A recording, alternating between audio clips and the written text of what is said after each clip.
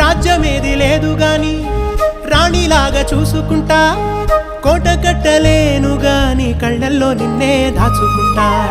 రాత ఎట్లా రాసి ఉన్నా ఆ మార్చి నీతో రాసుకుంటా. స్వర్గమంటూ ఉన్నదంటే అది నీతోనే ప్రతిరోజు పంచుకుంటా.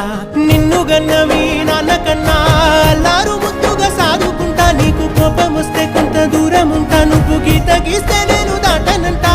కంట నీరు కంటి రెప్ప దాటకుండా కాటుకై కావలుంటా. రాంబాయి నీ మీద నాకు మనసాయనే,